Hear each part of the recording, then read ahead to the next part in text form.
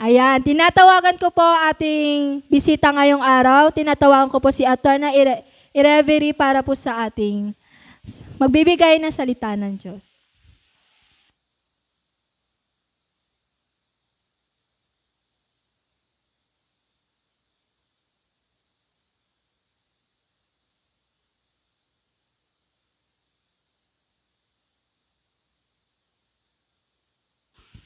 Magandang umaga po sa kanilang lahat.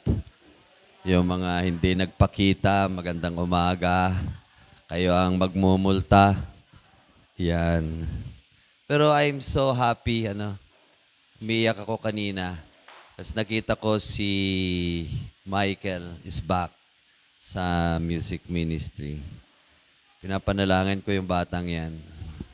Ako'y masayang masaya. Hello, hello, hello.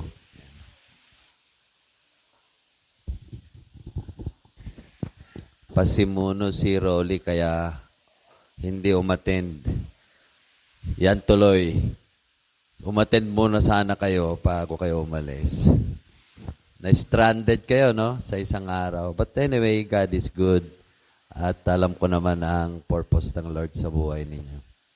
Okay?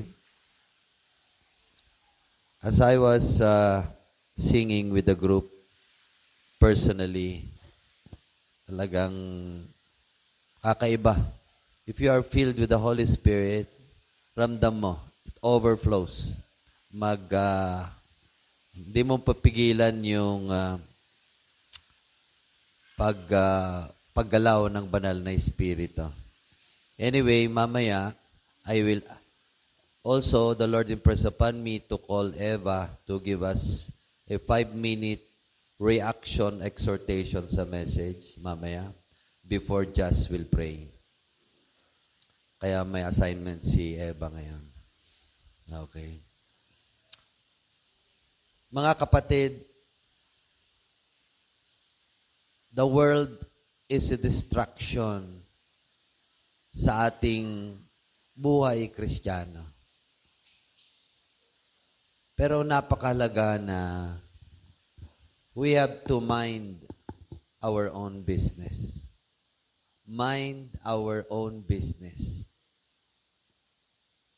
Don't allow yourself to be disturbed by other businesses. Because yung ibang tao, iba ang negosyo. Iba ang kanilang ginagawa. I'm not speaking of commercial or any kind of business, but I'm talking about the business with God. Kasi if you look around, talagang matitisod ka. Talagang parang ayaw mo na. Alright?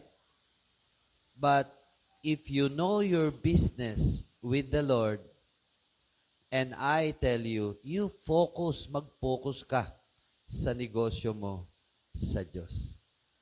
Huwag ka nang tumingin dun. Yeah? Kasi that will only disturb you at either mainggit ka o maingganyo ka sa mga negosyo nila. So, iyan po yung ating pag-uusapan. Ano ba talaga ang mga business obligations ng isang tunay na mananampalataya? I prayed and after my devotion, the Lord led me to this verse. Although ito yung topic kahapon sa conference, but the Lord led me to Romans chapter 12. Romans chapter 12. Kung meron po tayo dyan. Romans chapter 12. Ito po ang isa-isahin natin ang obligasyon ng isang tunay na mananampalataya. Yung kanya-kanya tayong negosyo. Why do we need to know our obligation or duty in the Lord? Importante po na malaman natin ang ating mga obligasyon bilang isang mananampalataya upang i-focus natin yung sarili natin sa mga bagay na ito. Sabi nga, ignorance of the law excuses no one. Kung ikaw ay totoong mananampalataya, hindi mo pwedeng sabing, hindi ko alam ang dapat kong gawin bilang isang mananampalataya. Because if you are not performing the duties that God gave you, you might not be a believer at the end of the day. Baka kasi, hindi ka talagang totoong anak ng Diyos. So you must know so that you will know what to do. Knowing is one thing, but doing is another thing. At karamihan sa mga nagpo-profess na mananampalataya, alam ko na yan. But look at their lives. Yun bang alam nila, nakikita sa buhay nila? That makes the difference. If you are a teacher, your being a teacher does not make you a different kind of Christian. But the fact that you are a Christian, that makes you a different kind of teacher. Hindi tayo dapat nabubuhay ng double standards. Ang buhay sa bahay ay iba sa buhay pag nasa loob ka ng iglesia. Para bang behave na behave ka, no? Pastor na pastor ka, or elder na elder ka, kantang-kanta ka. Pero pag wala ka na sa church, iba na ang asal, ginagawa mo outside the church. Kaya kailangan po natin malaman isa-isa yung ating mga mahalagang tungkulin sa Diyos. So I want you to take note of this dahil napakalaga po ito.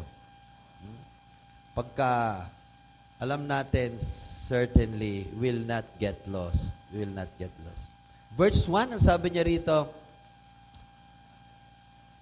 I urge you, ako po ay nakikiusap sa inyo, mga kapatid, sa pananampalataya, in view of God's mercy, to offer. Ayan. Yung unang obligasyon dito ay yung salitang offer. Anong ibig sabihin ng offer? Present. Anong ibig sabihin ng present? Ibigay. Anong ibig sabihin ng ibigay? Isuko. The first thing, the first duty in this book of Romans chapter 12 of a true believer is to surrender. Suko. Ba? Suko. Kailangan suko tayo. Ha? Suko tayo. Ang tanong lang, ano ang isusuko?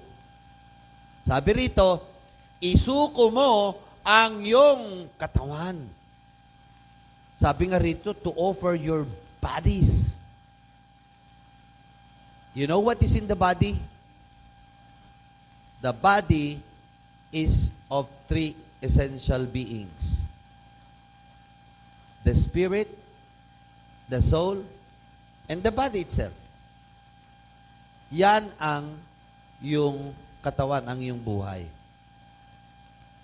Pag sinabing present your body, present, suko mo, ibigay mo ang yung katawan kay Kristo, ibigay mo yung espiritu mo sa Kanya, ibigay mo yung kaluluwa mo sa Kanya, at ibigay mo mismo yung katawan sa Kanya. So there is here a complete delivery of what you have in life. Ibibigay mo sa Kanya. Why do you need to give it? Why do you need? Bakit kailangan natin isuko ito? You know, proper worship start with surrender. of all your life.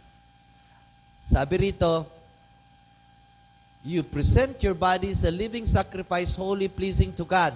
This is your true and proper worship. So true and proper worship begins with a surrender of your body. Kasama ang bulsa dyan. Kasama ang bulsa. Minsan, nagsusurrender tayo. Yung wallet natin, nakataas, ano? Kahit sa mga baptism natin, hindi ganon. There is nothing left when we surrender. Dapat walang natitira. Everything, lahat. Pati problema ba, attorney? Yes, all your problems, surrender it to God. Pati relationship, yes, isurrender mo sa Panginoon yan. Lahat ng laman ng buhay mo, dapat isuko mo. Because God, ang Diyos, hindi yan gagalaw sa buhay mo kung hindi mo sinusuko ito sa Kanya. God must be in control. Ang ganda nung awitin natin kanina. Di ba? Siya lang, wala nang iba, walang katulad. And so when you surrender yourself to God, you are actually worshiping Him correctly. Parang hirap, no? Bakit attend ba ako ng church ngayon? Kasi may birthday yan eh. Di ba? Naku, ngayon pa naman nag-text yung boyfriend ko, may date daw kami. Paano yan? Tapos may kainan pa. Paano yan? Anniversary. Ano?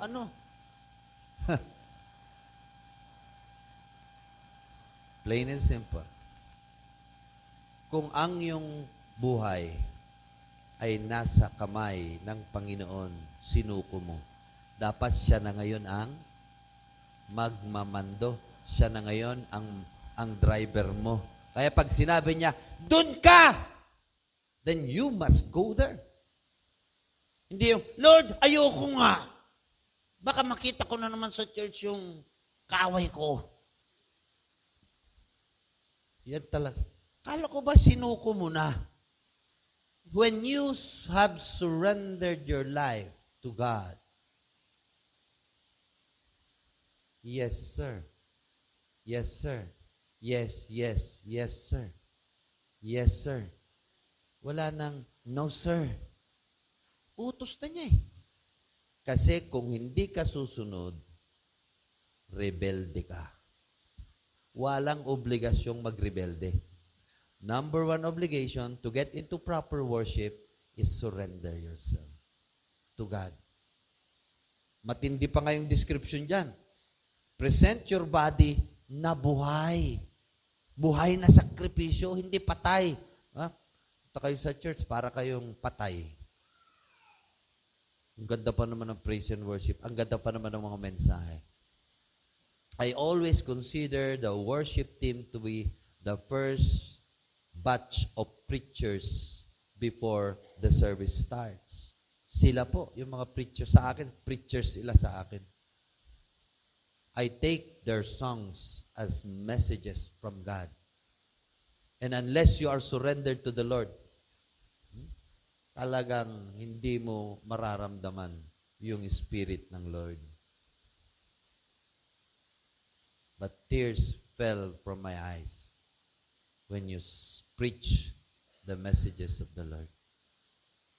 Pero kung hindi yan surrendered, living, buhay, wala. Ano pa? Holy and pleasing. Maging banal. Ugalin po natin before we come to the throne of God. Ask God to cleanse us. Ask God to purify us so that when we come before Him, we are holy. Hindi huli. We're holy and pleasing to God. May kaugnayan yung pagsuko ng buhay sa Panginoon dahil diyan nagsisimula yung totoong pagsamba. Okay? Ang tanong lang, minsanan ba to? The duty to surrender is every day. It's a daily surrender. It's a lifestyle of total humility to the Lord. Because He is worthy to be praised. Verse 2. Tapos sa discipleship natin mamaya, kayo ang magtuturo nito. Yan. Yung mga teacher, ganyan. Kayo magtuturo nito. Yung unang duty, offer. Dito naman, negative. Do not conform. Huwag makiayon. Saan? Sa mga ugali, sa mga gawi, sa mga gawain ng mundong ito. Okay? Alam niyo po ba ang gawain ng mundong ito? 3 major works of this world. Kill, steal, destroy. Tandaan niyo po yan. Kailangan, napaka-behave naman ng mga bata. Talagang, I like talagang gift mo yan, kapatid. Praise God. Praise God. Ay, mga sa church, sa ibang mga churches, mga bata ang gugulo. Nagtatakbuhan.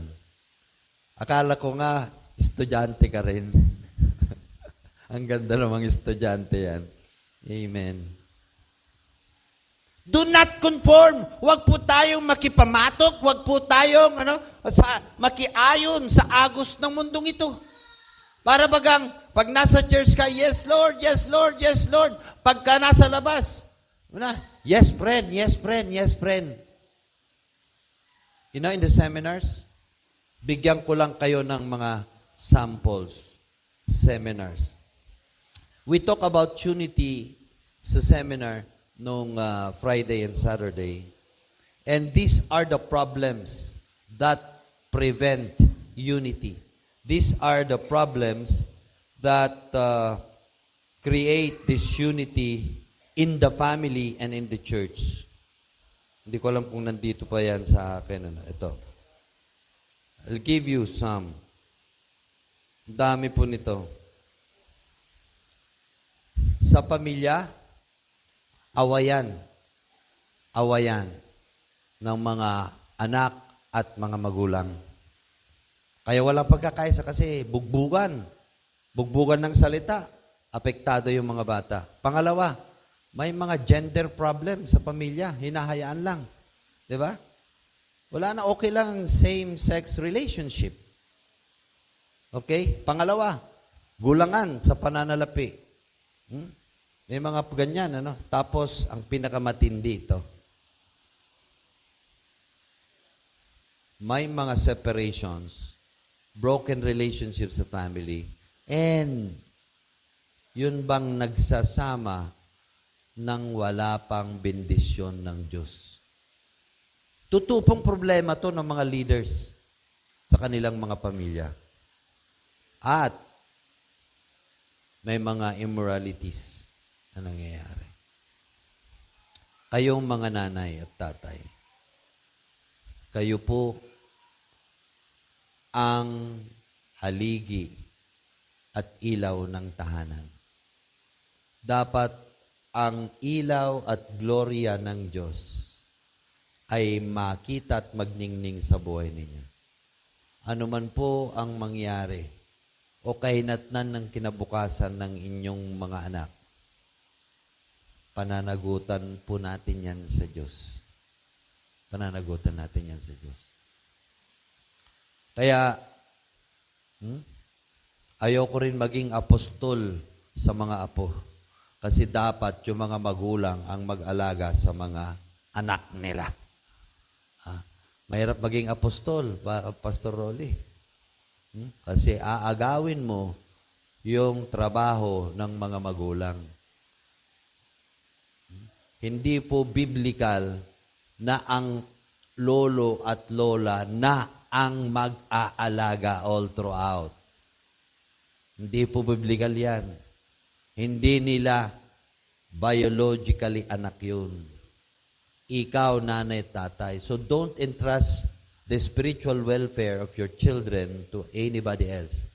Sabi nga ng Biblia, train your child the way they should go. Train the way. So, sa church naman, mga issue talaga sa church ay discipleship deficit. Yan yung problema sa church. Kulang sa pagdidisipulo. Sabi nga ng isang preacher, anong silbi mong kumakanta-kanta ka dyan? Anong silbi mong nagpipreach-preach ka dyan? Kung hindi ka naman nagdi-disciple or nagpapa-disciple. Bakit? Ano bang ibig sabihin ng discipleship?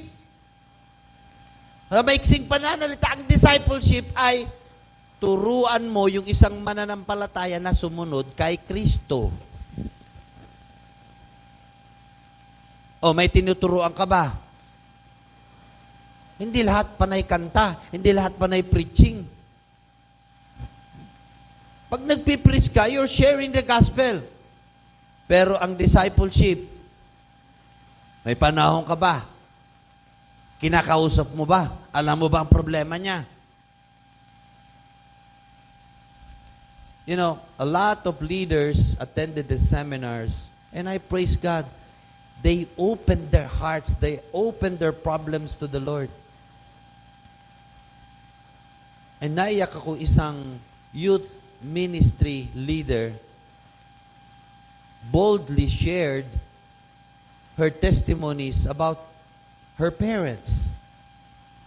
Araw-araw niluluhod niya ito na ang kanyang mga magulang ay sana naman iwasan yung palaging pagbabangayan dahil naapektuhan din yung kanyang spiritual leadership sa church.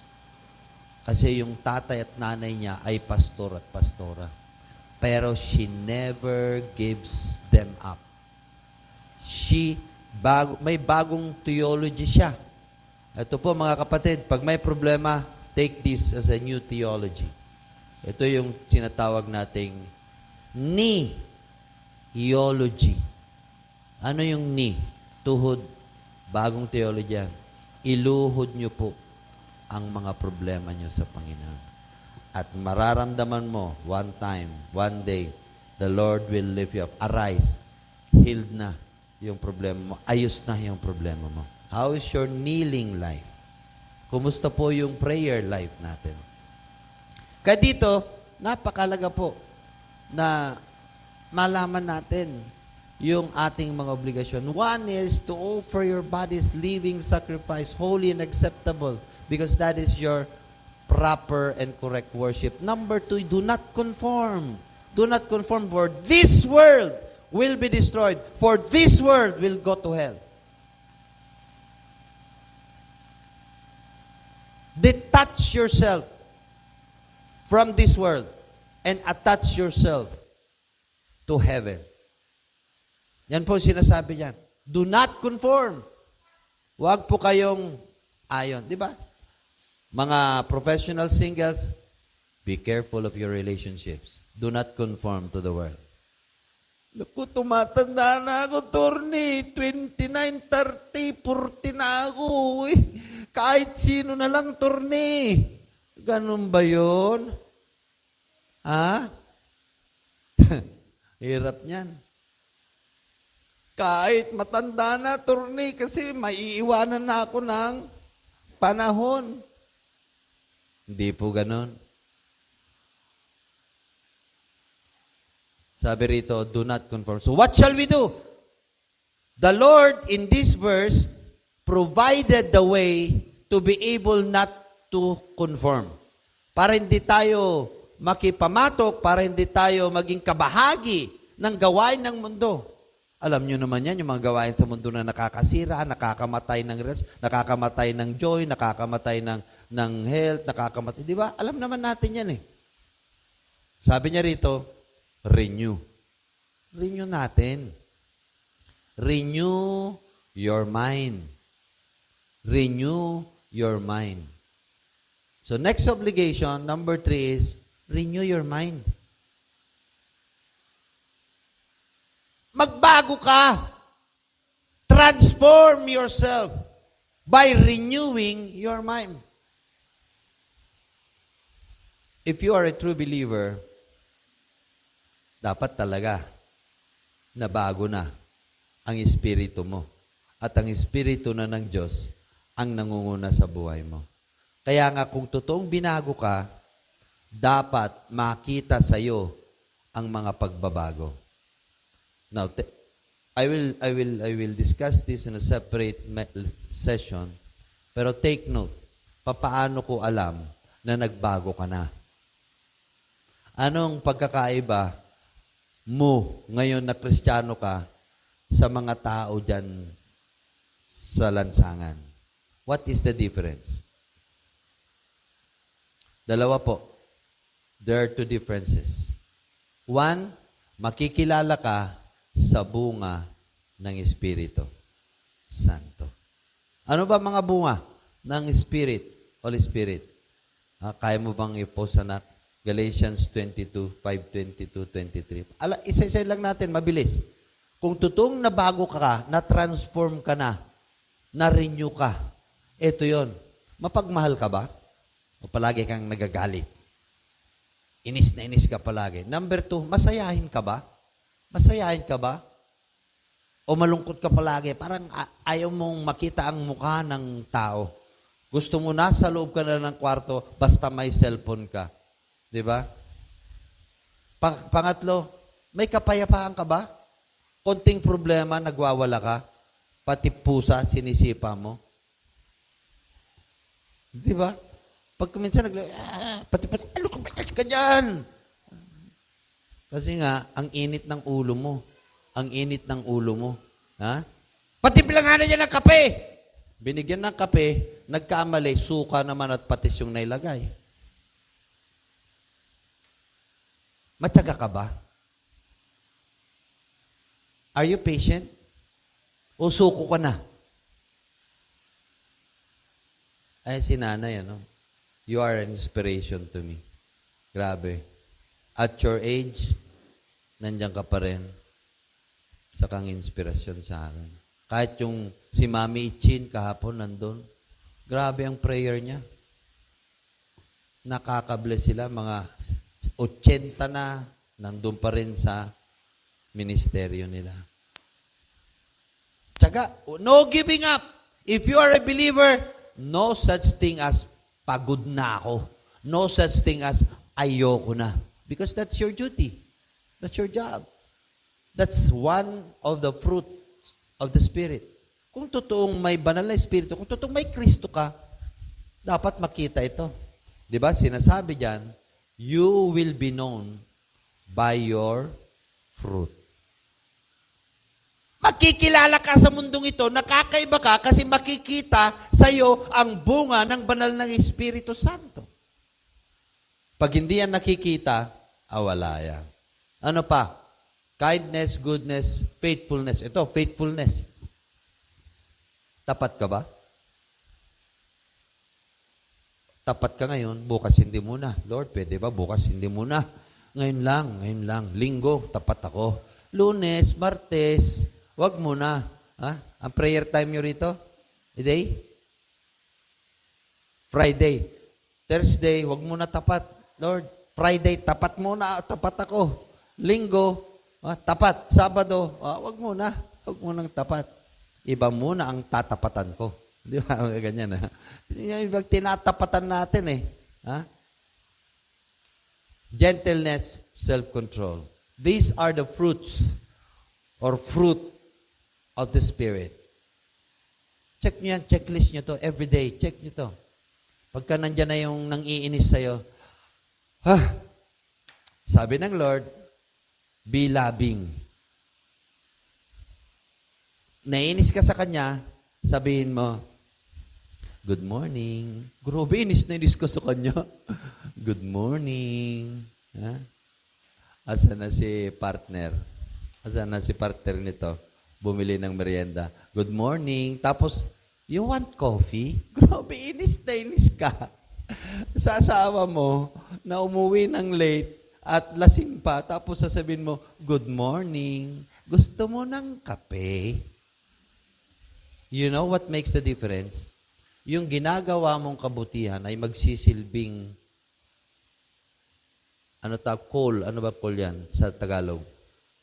Uling na flaming coal sa ulo niya na kahit saan siya magpunta, sa mga panahon na malungkot siya, maalala niya yung kabutihang ginagawa mo. And one time, sasabihin niya, bakit ba? Nung mga nagkakasala ako sa iyo, pinagsisilbihan mo pa rin ako. Because I have Christ in my life. Dahil sabi ng Lord, mahalin kita kahit hindi mo ako mahal. Ang hirap nun. Mahalin mo ang hindi karapat-dapat mahalin. Because that's one of the fruit. Di ba? Alright. So isang palatandaan na ikaw nga ay anak ng Diyos. Kaya dapat po tayo ay i-memorize natin yung Galatians 5:22-23. Ayan pala may love, joy, hope, mga ganyan. Siguro ilagay nyo na lang isa-isa dyan para mag-memory verse tayo. Number 2, proof na ikaw ay anak ng Diyos o ginagawa mo yung negosyo mo sa Diyos. Dapat, kung may fruit, marunong kang magbigay. Di ba? If you have the fruit, do you share the fruit? O sarili mo lang? You must share the fruit by exercising the gift of the Holy Spirit. How can you show your love? How can you show your patience? Because the gifts of the Holy Spirit are the visible, the outer, the external manifestations of the Holy Spirit. Kaya kung may gift ka sa singing, ito pa, gusto kong, because I still remember some people who were here before and they are no longer here. I don't see them. I challenge the leadership. You create a care group ministry. Yun bang nagbibisi-bisita? Ano na nangyari sa kanila? Ano na nangyari sa kanila? Meron ba tayong nagbibisitang ministry? Care group ministry. O dahil, wala kaming pakialam kung wala. Kasi tigas ng ulo niya eh. Mamaya makikita natin yan. You must create a care group ministry. At least, pag may care group ministry, mabubusog pa kayo. Sigurado yan. Bakit? Kasi every time you visit, siyempre, pamerienda yan. Tatanong, pupunta kami dyan pansit, malabon ganyan. Oy, salamat sa celebration ng birthday ko rito. Ganda. I was surprised. Grabe. Kaya pala hindi na sila pumunta sa Vikings kasi yun na yun. No? Yun pala yun. Pasimuno si Rolly talaga. Kaibigan ko si Rolly. So the fruit is the character that we must maintain. The character is our values and principles bilang Kristiyano.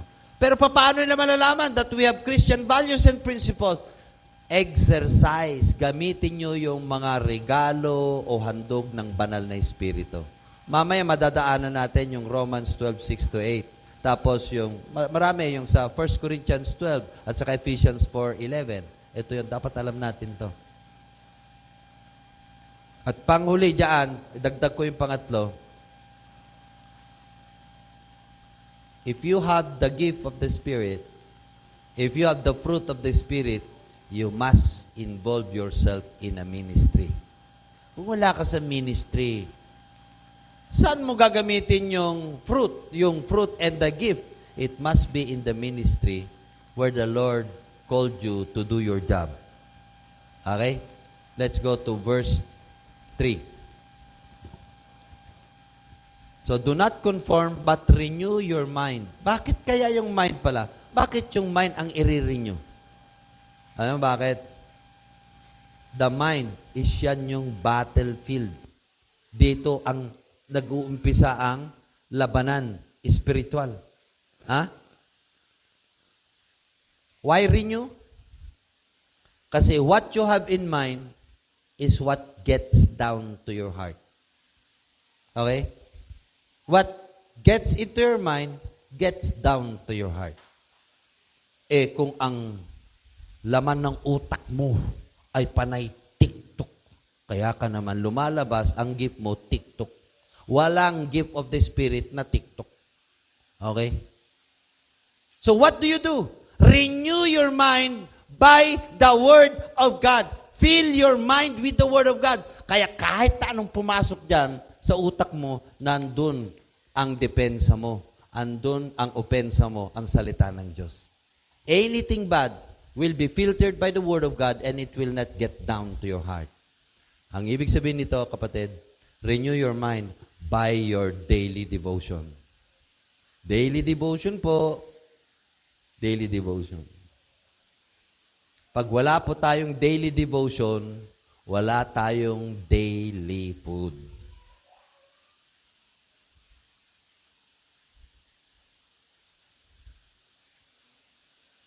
Kaya napakalabot to. Okay? For by the grace given to me, I say to every one of you, do not think of yourself more highly than you ought, but rather think of yourself with sober judgment in accordance with the faith God has distributed to each one of you. Okay, another. Sa akin, and impress ng Lord sa akin is yung mga verb. Anong trabaho binibigay ng Lord sa atin dito?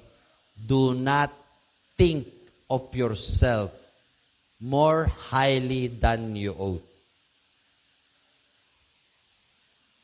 Sabi ng Panginoon dito, alam mo yung pag-iisip, ano yan pag inisip mo na mas magaling ka sa iba, mas mapagbigay ka sa iba, mas matalino ka sa iba. Sabi ng Panginoon, hindi ganyan. Hindi ganyan. Do not think of yourself more than highly than you ought. Kasi this will lead to pride. Anong pinagyayabang mo sa accomplishment mo?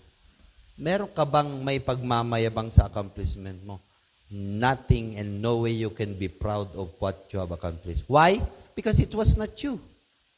Hindi ikaw. Hindi ikaw ang nag-accomplish dito. Di ba? Surrendered na yung body mo. Di ba? Suko mo lahat. Sino ang may accomplishment dito? Ang Lord. Ang Lord. Ang Lord. And you would not appreciate, hindi mo maintindihan o maintindihan ang kalagayan ng ibang tao kung palaging ang sarili mo ang iniisip mong higit na mahalaga kesa sa Kanya. Kaya nga, pag may nawawala dito sa iglesyang ito, basta ako, nagpapatuloy ako sa ministry, bahala siya. Anong ibig sabihin nito? You think of yourself more valuable than that one. But did God think that way? Ganyan ba ang kaisipan ng Diyos? No way! God did not think that way. Nung nakita niya na ang sanlibutan, nung nakita niya na ikaw ay walang paraan para mapunta ka sa langit, but pupunta ka sa impyerno, God taught it this way, that He sent His one and only begotten Son, so that you will have eternal life. While you do your own business, your business is other people. May sarili kang negosyo sa Panginoon, but the object of your business is for these people to get back to the Lord. Yun ba? Yun ba? That's why, if you are a true disciple, you must look for those who are lost or backsliding. Alam ko may mga iba rito. Alam nyong hindi sila umaaten. Alam nyong nanlalamig sila. Anong saysay ng pagpunta natin sa mga conferences, church? Mga kapatid, the harvest is not inside the church. The harvest is outside. And therefore, let us take our steps out of the church. Go! Go! Minister! Go! Rescue them! Go! Bring them back to the Lord. But if you don't, you are thinking of yourself more highly than them. Sabi niya rito, do not think. Do not think. Because if you are in Christ, you are dead. If you are in Christ, you are dead. And Christ is alive. Bakit yung sarili yung palagi ni avoid being self-righteous? Ito pong sinasabi rito. Basta ako, okay ako sa Lord.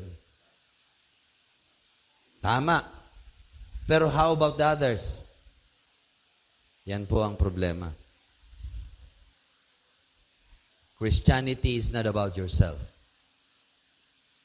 It's about others. The Lord converted you to be His follower because you have to nurse, you have to take care also of others so they become followers of Christ. And to those who have broken relationships or may mga problema sa bahay. Kasi may isang pastor lumapit sa akin, attorney, may problema po ako. Pastor siya, galing siyang kumanta, he attended the conference, and asked me, attorney, yung misis ko po, buntis. Praise God! Ano? Parang alam mo, ano sabi mo? Hindi siya yung ama. Praise God pa rin! Mahirap yata mag-praise God, tapos yung si pastora, buntis siya sa ibang lalaki. Parang ang hirap, no? Ano pong gagawin ko, attorney?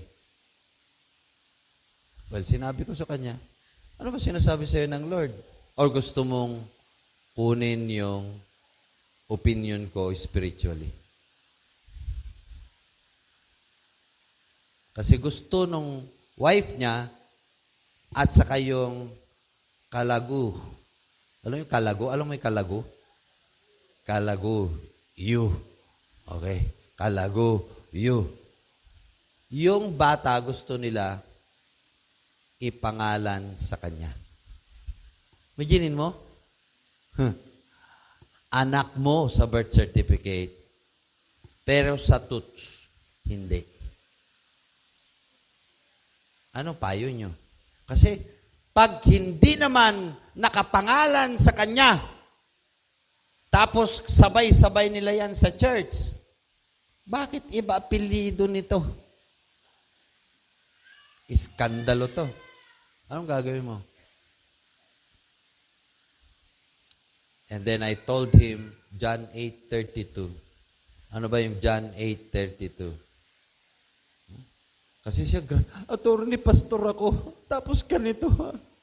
Ang hirap ng problema niya. Siguro si Rolly, ipapayuhan niya yan. Pag mimiting ko sila. Magkakilala sila nito eh. Pero sikreto lang to. Sikreto lang to. Meaning, I'm just sharing it in principle. If you know the truth will set you free. Pastor, the best is to live by the truth. Huwag kang papayag na ang yung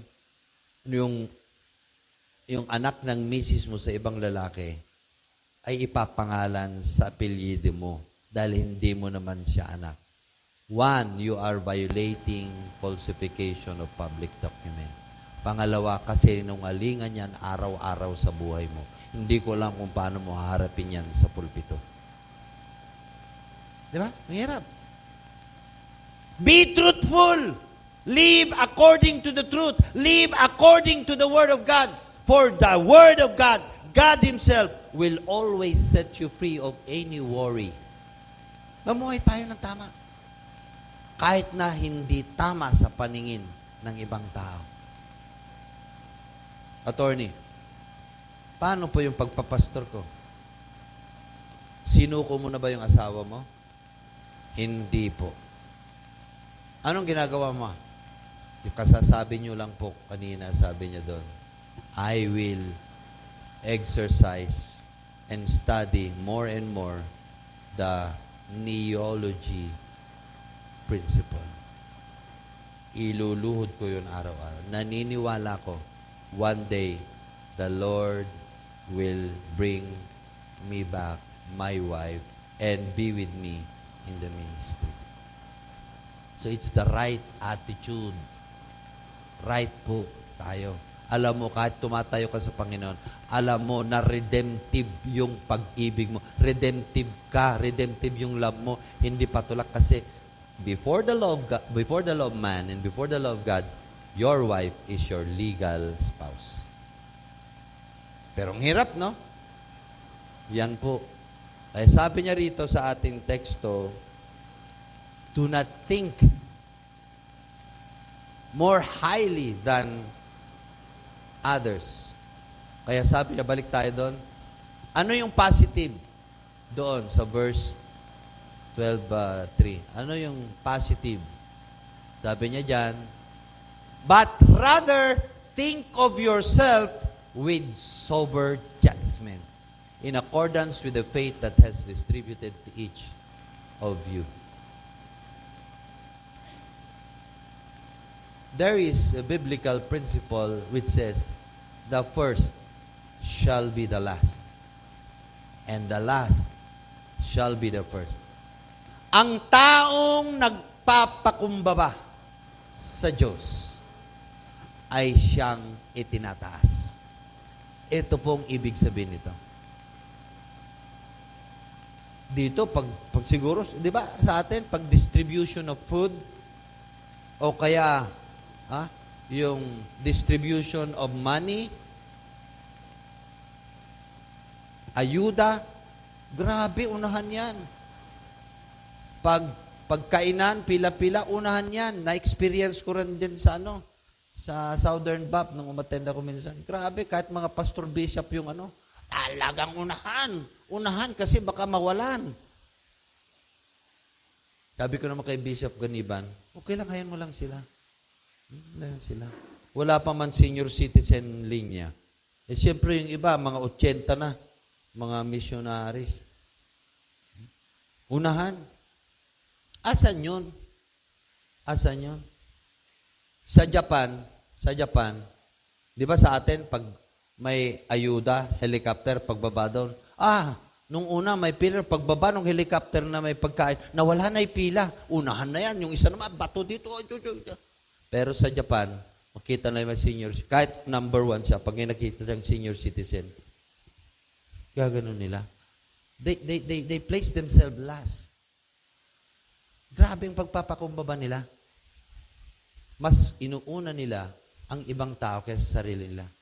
Kaya sa Japan, pag inakusuhan ka ng krimen at may kakunting katotohanan,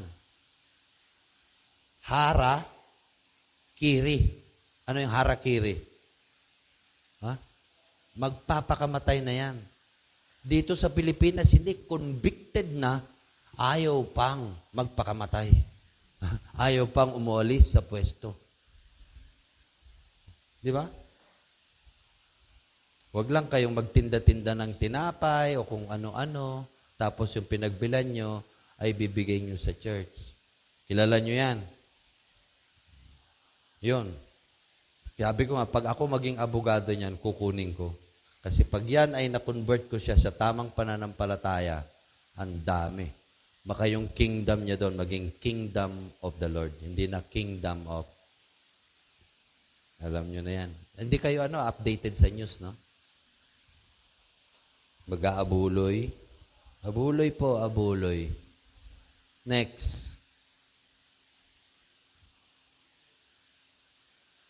For just as each of you has one body with many members, and these members do not have all the same function. Sabi rito, lahat tayo ay may kanya-kanyang trabaho. Pero, we belong to one body. 1, 2, 3, 4, 5, may kanya-kanya tayong trabaho, but we belong to one body, the body of Christ. Sa makatuwid, may kanya-kanya tayong division of labor. May kanya-kanya tayong trabaho. Pero hindi ibig sabihin, katulad ng mag-asawa, alam nila ang babaeng asawa ay mas mababa sa lalaki. Kasi yung babae, submit. At yung lalaki, love. Hindi po ganun. Tayo, ang ating kanya-kanya nating trabaho, yun, yung batang yun. Ikaw ba yung nag-ano doon kanina? Yan. Sabi ko, salamat anak. Ginaid mo akong mag-park with payong pa. Yung ginawa niya, at ginagawa ko ngayon, press lang, parehas lang. Every work, every function that God gave you as a member of His body are all equally important before God. Kaya wala tayong selosan.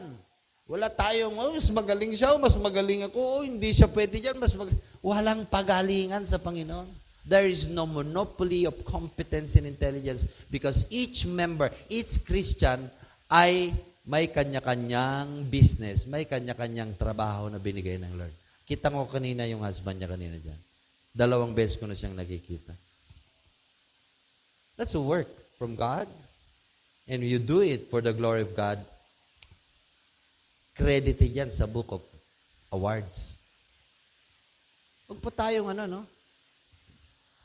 Wow, ang galing. Di ba? Ang galing.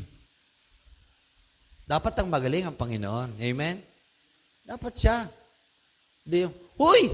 Speaker na naman siya. Doon tayo, ang galing Grabe, ang galing. O anong mensahe? Ang galing ng speaker. Grabe. Ang galing. Anong pangalan? Ito, pangalan niya. Galing talaga. Pagka mag-speak ulit, doon tayo. Galing talaga. Grabe.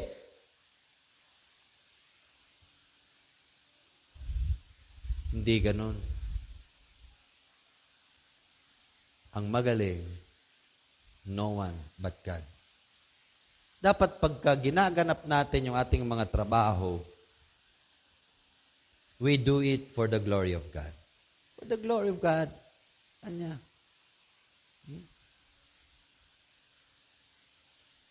Kaya dito maliwanag, we are members of the body of Christ, but also, take note, so in Christ we thought many form one body and each member belongs to all the others. Samantalang may trabaho tayong galing sa Diyos bilang bahagi ng katawan ni Kristo, bahagi rin tayo sa mga buhay ng mga bahagi ng katawan ni Kristo. Meaning, I am part of the body of Christ, but I am also part of just as member of the body of Christ.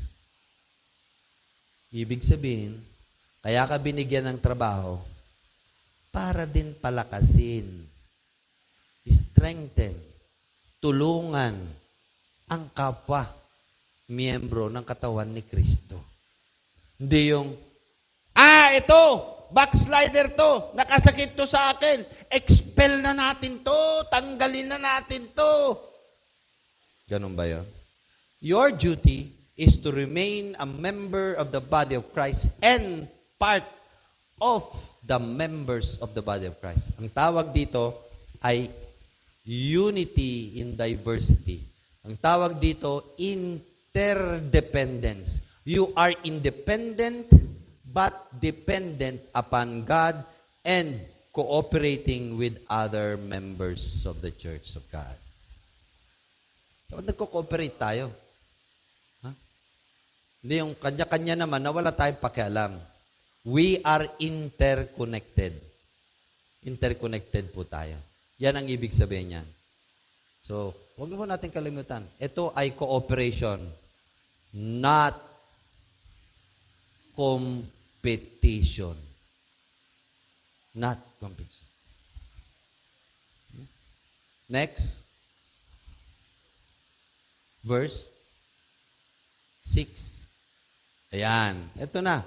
Sabi niya kanina, we have different functions. We have our own functions as members of the body of Christ. And as members of the body of Christ, we are also members of the bodies of the members of the body of Christ. Pero ito na ngayon. We have different gifts. Ang paggalang sa bawat talento o handog na nagmumula sa banal na Espiritu. We have different gifts according to the grace given to each one of us. If your gift is prophesying, then prophesy in accordance with your faith. Sige, dyan muna. This talks about spiritual gifts. Okay? Again, anong kahalagaan ng spiritual gifts? Ito ay palatandaan na meron kang prutas ng banal na Espiritu.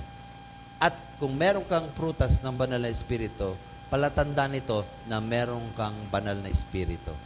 At kung ikaw ay may banal na Espiritu, ito'y palatandaan na meron kang Kristo. At kung may Kristo ka, yan ay palatandaan na meron kang kaligtasan. See? So, dire-diretso lang. Ito naman yung different gifts na pwede nyong dalhin sa ministry nyo. Okay? Identify yourself kung saan kayo. Prophecy or prophesying, ang tawag dyan ay the messenger. Are you a messenger? Yun lang. Kung ikaw ay messenger, then be messenger of God's word. Ipahayag mo ang kasalanan, ipahayag mo ang kaligtasan, ibigay mo yung mga warnings. Di ba? If your job is prophesying, ano sunod? Susunod ay, if it is serving, then serve. Sabi diyan, be a helper. Be a helper. Tumulong tayo.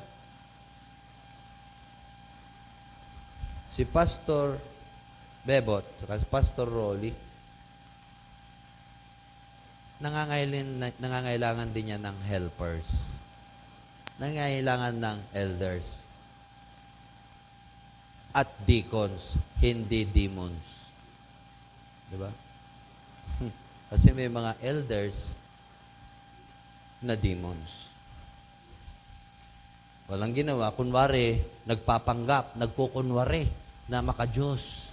Pero maninira pala. May markang D. Markang San Miguel. So, be a helper. Be a helper. Huwag po tayong nakatiwangwang lang. If you find the need, God is showing you the need, and you have that gift of service, volunteer ka na. Hindi ka na pakemi-kemi pa. Kaya nga na-appreciate ko yung trabaho ng ating kapatid. Expert, gifted in music, in kung whatsoever. Without him telling what to do, the Holy Spirit will push him to do. Pwede ba, Pastor, dito na lang ako? Attorney, itong gamitin mo. Mas maganda. Di ba? That's it. Ano pa? Teaching. If you are a teacher, then be a teacher. Magturo po tayo, magpaliwanag. Ipaliwanag kung ano ang salita ng Diyos. Ipaliwanag ang mga Christian values. Ipaliwanag ang mga doktrina. If you are a teacher. Pero kung hindi ka naman teacher, huwag kang mangamkam ng trabaho ng iba. Kung hindi ka tinawag na pastor, huwag kang magpastor-pastoran. Yan ang ibig sabihin niyan. Next, if your gift is to encourage tayo.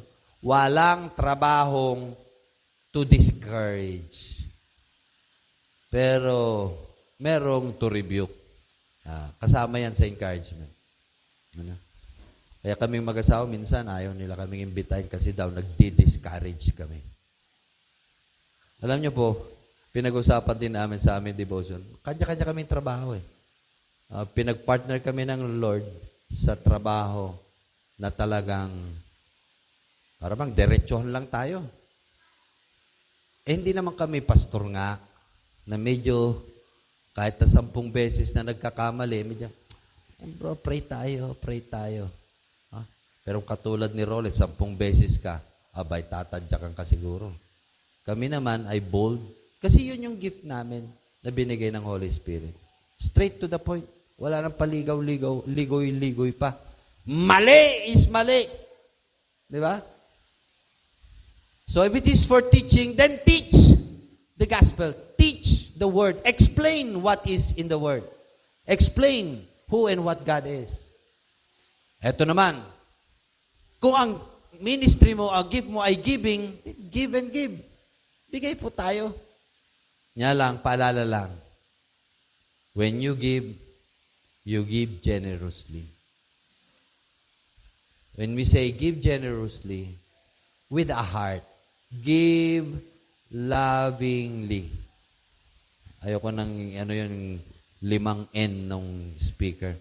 So, ganun maraming ganun. Yung 5 N sa pagbibigay, nagkukunwari. Ano yung nagkukunwari? Kunwari, dudukot, gaganon, wala naman palang nilalagay. O kaya, nagmamayabang, kita nyo to, 1,000 yan. Yung iba naman, namumuhunan, magbibigay ako para bigyan ako ng Lord ng mas malaki. Diba? Pero ang totoong nagbibigay ay yung nagmamahal sa Diyos. Magbigay ka dahil mahal mo ang Diyos. Yan ang sinasabing give generously. Give out of a cheerful heart. Magbigay po tayo. So ano pa? Sabi niya dyan, if it is showing mercy, eto yon. Showing mercy. Ito yung inimpress sa akin ng Lord habang kumakanta tayo. Because there are some people now that I don't see in your church. Ano yung mercy? Care, affection. Baka may mga gifts naman dyan na care, affection, pagbisita, tapos sasamahan siya ng encourager, tapos sasamahan niya ng teacher para may paliwanag, tapos sasamahan siya ng messenger. Di ba? Imagine mo kung buo yung body of Christ na pupunta ron. Kahit ano pang espiritu ng tao na yan, dadala mo. I had a meeting like that. Nag-meet kami sa isang restaurant. Grabe, pagdating ko pa lang, kasama ko yung church administrator namin, saka yung asawa niya. Pagdating ko pa lang, grabe, grabe, galit siya sa mundo, galit siya sa mga magulang, galit siya sa trabaho niya, galit siya sa asawa niya. But he is there to seek me to what to do with 2 wives. Meron siyang 2 asawa. Legal niyang pinakasalan silang 2. Pero hindi kami napunta ron. Dami, galit siya sa mundo.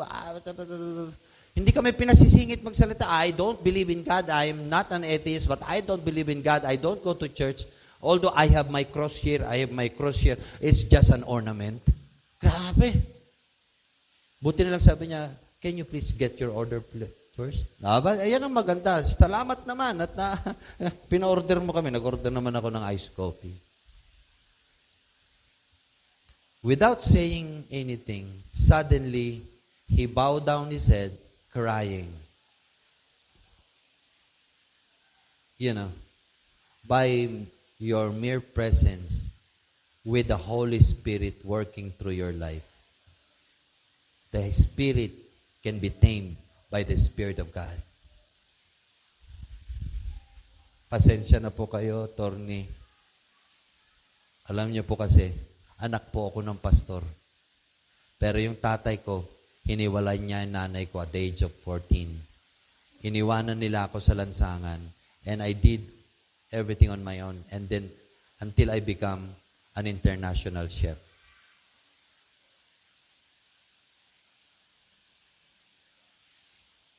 And we told him, anytime you can text us or give us your number, we will visit you over a cup of coffee. Care. Mercy. Imaginin mo, kaya pala ganun siya. Hindi siya naniwala sa Diyos. Dahil anak siya ng pastor. Now, the pastor father is living with other woman. Ang sakit. So, again, inuulit ko, the leadership of this church, try to create a care group or care ministry. We must not be contented with what we have in the church. Go out. Go out. Busy ba lahat? If you love God, love your neighbor who is sick, who is now lukewarm, who is now backsliding. And yung next verse, wala na. Pati yung monitor ayaw na sa akin. Ayan.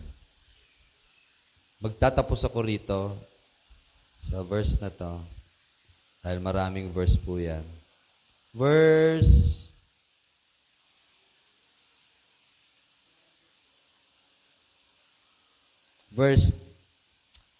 9. Verse 9, I will close with this. Let love be without hypocrisy. Yes, let love be sincere. Walang kasinungalingan. Totoo talaga. Hate what is evil and cling to what is good. What is love? Cling to what is good. Avoid what is evil. That's love. So, ang duty natin, ang dami pang duties dyan, magmahal tayo. Magmahal tayo. Maliwanag po. Your ministries, proclaiming, helping, care, teaching, preaching, pastoring, doon sa Ephesians 4:11, speaking in tongues, wisdom, word, knowledge, etc. All of these are useless if it is not founded on love. Walang kwenta yan kung hindi rin lang move by the love of God. It is the love of God that connects your good service to the Lord. Pag walang love, hindi yan hanggang bubungan lang yan dito. Hindi yan makakarating sa langit. Love must be sincere. Hate what is evil. Cling to what is good. Pag binato ka ng bato, anong gagawin mo? Batuin mo ng salita ng Diyos, batuin mo ng panalangin, at batuin mo ng tinapay. Huwag mo nang palamanan uli ng bato. Minsan kasi pagka tinapay, nilalagyan pa ng bato at may spike pa yung bato. So I end with this before I will ask Eva. When we love, keep loving, but never waiting for payment. Love without a hook. Magmahal tayo na hindi ka nakahook. Uy, mamahalin kita Pak! Pero mahalin mo rin ako. Magbibigay ako, Lord Pak! Pero balik mo sa akin. Lord, magtuturo ako Pak! Pero bigyan mo naman ako ng pamasahe. Lord, magpipreach ako Pak! Pero sana malaki ang love gift. May hook walang hook ang love. That was perfectly demonstrated by God through Jesus. Pag nagmahal tayo, sabi ko nga, just keep loving. Just allow yourself to be the vessel of God's love. Dapat hanggang dun ka na lang because the grace of God is given to whom He chooses. Di ba? Kung meron, praise God. Pag wala, praise God. But what is important is, eternal life is in you. Di ba? Kaya sana, basahin nyo ito. Mamaya, tuloy natin. Ha? Sabi ko nga, sa mentoring natin, kayo ang magtuturo. Mga kababaihan yata magtuturo ngayon.